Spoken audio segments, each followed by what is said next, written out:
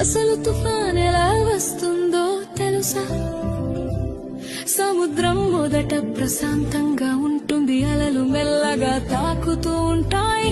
కానీ సూర్యుడు బాగా వేడెక్కితే సముద్రపు నీరు కూడా వేడిగా మారుతుంది. ఆ వేడి నీటి మీద ఉన్న గాలి కూడా వేడి అవుతుంది. పైకి ఎగురుతుంది, గాలి పైకి ఎగినప్పుడు కింద ఖాళీ అవుతుంది.